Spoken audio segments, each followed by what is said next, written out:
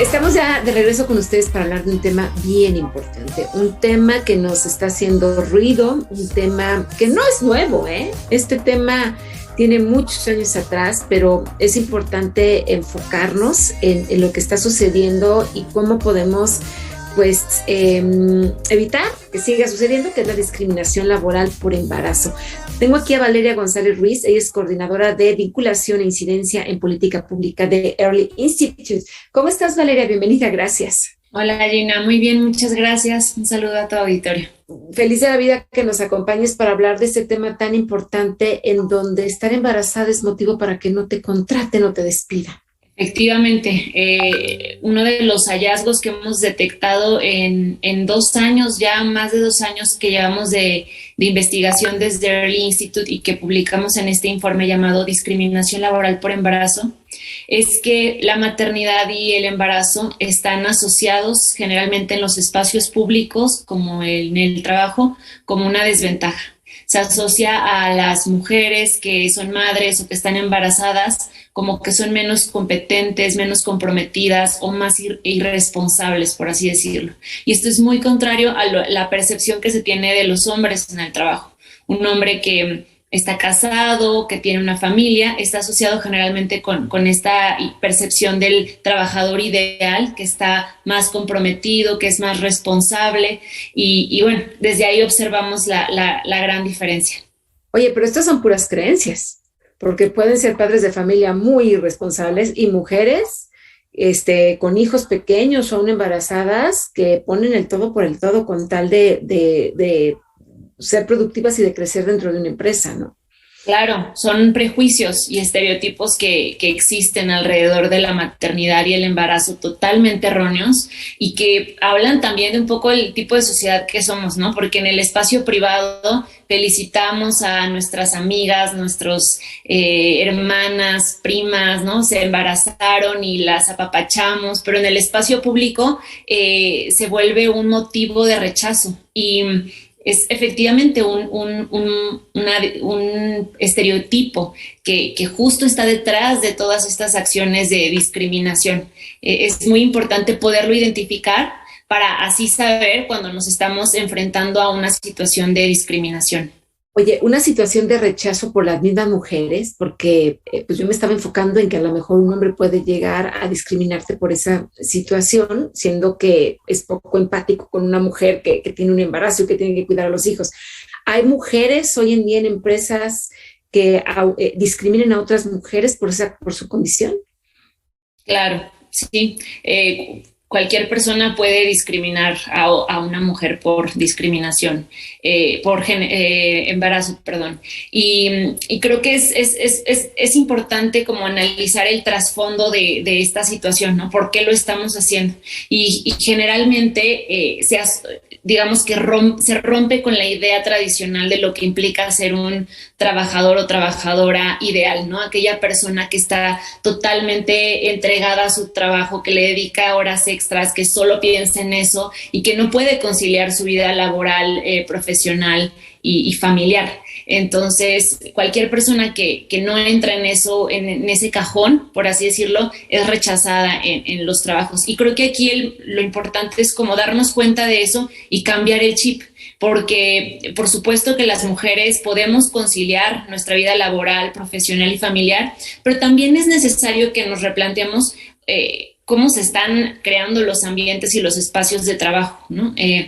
Porque pues tampoco somos superheroínas, ¿no? No podemos asumir por completo las responsabilidades de cuidado y aparte probar, ¿no? Y lo digo entre comillas, a los jefes, a las y los patrones que somos competentes, ¿no? Tiene que existir una dinámica y ambientes favorables también para la maternidad y el embarazo en los espacios laborales, porque es una realidad, eso sí, las mujeres formamos parte ya de la economía, estamos en todos los espacios laborales y no pueden pretender que nosotras nos adaptemos y hagamos malabares sin que los nuevos espacios se creen, ¿no? También se adapten a nosotras. Y justo esto es parte de lo que nosotros desde el informe Discriminación Laboral por Embarazo que presentamos proponemos.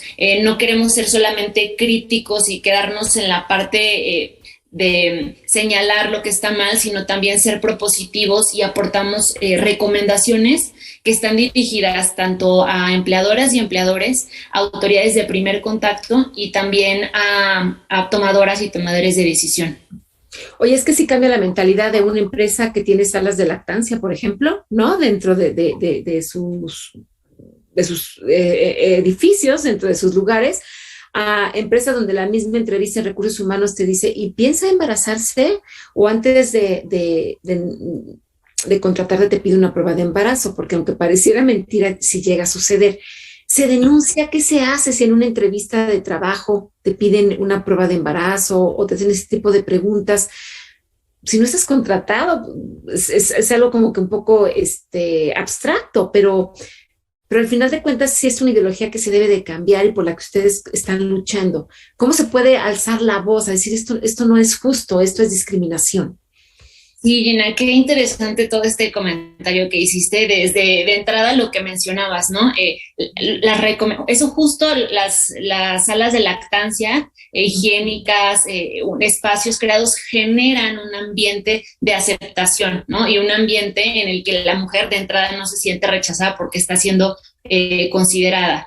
Esta es una de las recomendaciones precisamente que nosotros aportamos en el informe. Hay muchas formas en las que se puede cambiar este clima para que se sienta y se entienda la maternidad, ¿no? También por ejemplo, te puedes coordinar con la mujer embarazada para que cuando ella se vaya de licencia de maternidad siga involucrada en su trabajo, garantizar que no va a perder ese puesto cuando pueda regresar, horarios flexibles, promover la conciliación entre la vida laboral y familiar, no solo de las mujeres, sino también de los hombres, para que las cosas empiecen a equilibrar, ¿no? Porque desde ahí tiene que venir el cambio. Y bueno, esto con respecto a las recomendaciones. Y la segunda parte que decías, si se puede denunciar. De entrada, creo que es súper importante que tu auditorio sepa que hay múltiples leyes que sancionan el rechazo a la maternidad, la discriminación al embarazo y a la maternidad en los espacios públicos. Eso sí hay muchísimas, ¿no? Desde la Constitución, la Ley General de Responsabilidades Administrativas, la Ley Federal del Trabajo, se tipifica como un delito. Entonces, hay muchas vías a las cuales puedes acudir para denunciar esto. Voy a poner 2 ejemplos porque varía dependiendo del tipo de trabajadora que eres.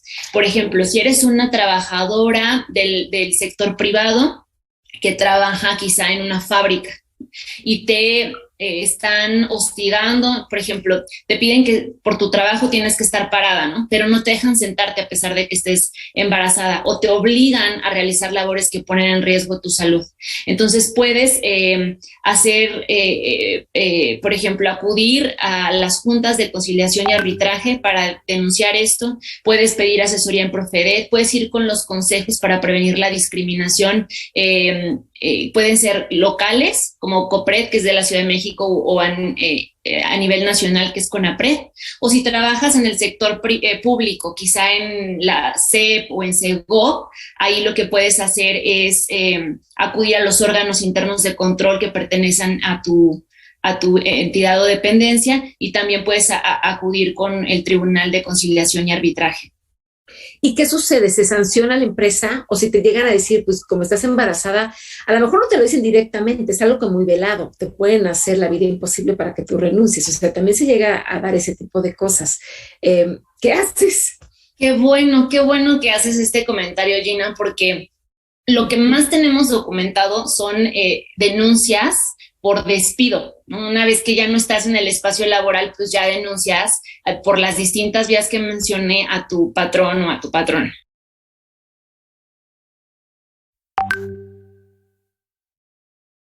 ¿No? Pero cuando estás dentro del espacio laboral y estás sufriendo conductas de hostigamiento, por ejemplo, que te digan, aquí yo traigo algunas frases que documentamos en los expedientes que analizamos, que les decían, si quisiste un hijo tienes que atenerte a las consecuencias, o abusaste de tus licencias médicas por lo que no podremos pagarte completa la quincena. Este tipo de hostigamiento constante que viven ellas, tienen de dos, o aguantarse o renunciar, ¿no? Porque el hecho de denunciar muchas veces implica que tienes que someterte a un nivel todavía mayor de estrés, ¿no? Y de hostigamiento.